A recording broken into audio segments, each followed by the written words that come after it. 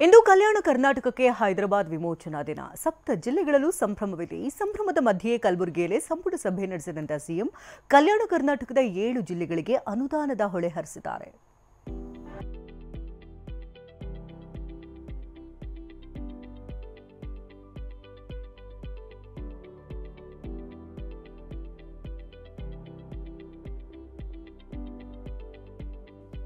ಭಾರತಕ್ಕೆ ಆಗಸ್ಟ್ 15 ಸ್ವಾತಂತ್ರ್ಯ ದಿನ. ಆದರೆ ಕಲ್ಯಾಣ ಕರ್ನಾಟಕದ 7 ಜಿಲ್ಲೆಗಳಿಗೆ ಸೆಪ್ಟೆಂಬರ್ 17 ಸ್ವಾತಂತ್ರ್ಯ ದಿನ. ಕಲ್ಯಾಣ ಕರ್ನಾಟಕ ಸೇರಿ ಹೈದರಾಬಾದ್ ಪ್ರಾಂತ್ಯಕ್ಕೆ ಸ್ವಾತಂತ್ರ್ಯ ಸಿಗಲು ಕಾರಣ ಉಕ್ಕಿನ ಮನುಷ್ಯ ಸರ್ದಾರ್ ವಲ್ಲಭಭಾಯ್ ಪಟೇಲ್. ಹೀಗಾಗಿ ಈ 7 ಜಿಲ್ಲೆಗಳಲ್ಲಿ ಎಂದು ಸ್ವಾತಂತ್ರ್ಯ ಸಂಭ್ರಮವಿತ್ತು.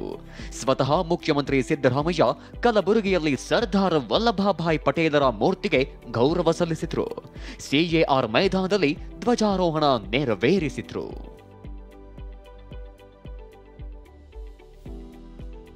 ಕಲ್ಯಾಣ ಕರ್ನಾಟಕದ ಶೈಕ್ಷಣಿಕ ಸುಧಾರಣೆಗೆ ಸರ್ಕಾರದ ಪಣ. ಕಲ್ಯಾಣ ಕರ್ನಾಟಕದ ಪ್ರದೇಶಾಭಿವೃದ್ಧಿ ಮಂಡಳಿಯಿಂದ ಅಕ್ಷರ ಆವಿಷ್ಕಾರ ಎಂಬ ಹೊಸ ಯೋಜನೆ ಜಾರಿಗೆ ತರಲಾಗುತ್ತಿದೆ. ಬಳ್ಳಾರಿ ಮತ್ತು ಕಲಬುರಗಿ ಪಾಲಿಕೆಗೆ 200 ಕೋಟಿ ಅನುದಾನ ನೀಡುವುದಾಗಿ ಸಿಎಂ ಭರವಸೆ ನೀಡಿದ್ರು.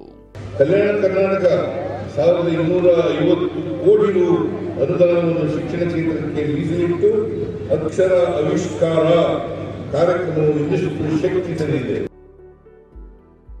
ಕಲ್ಯಾಣ ಕರ್ನಾಟಕ ಭಾಗಕ್ಕೆ ಬಂಪರ್ ಕೊಡುಗೆ.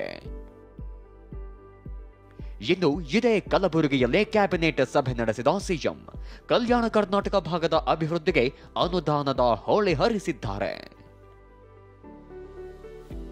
ಆರೋಗ್ಯ ಅಭಿವೃದ್ಧಿ ಯೋಜನೆ ಜಾರಿಗೆ ಒಪ್ಪಿಗೆ ಸೂಚಿಸಿದ್ದು, ಈ ಪ್ರದೇಶದಲ್ಲಿ 45 ಆರೋಗ್ಯ ಕೇಂದ್ರಗಳನ್ನು ಸ್ಥಾಪಿಸಲಾಗುತ್ತಿದೆ.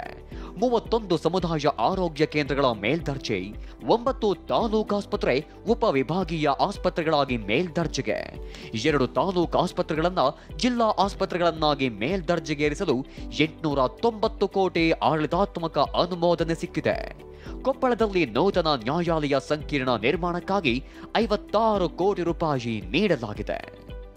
ಇದರ ಜೊತೆಗೆ ಕಲಬುರಗಿಗೆ 726 ಕೋಟಿ, ರಾಯಚೂರಿಗೆ 1334 ಕೋಟಿ, ಯಾದಗಿರಿಗೆ 292 ಕೋಟಿ, ಬೀದರ್ಗೆ 90 ಕೋಟಿ, ಕೊಪ್ಪಳಕ್ಕೆ 53 ಕೋಟಿ ಯೋಜನೆಗಳಿಗೆ ಅನುಮೋದನೆ ಸಿಕ್ಕಿದೆ.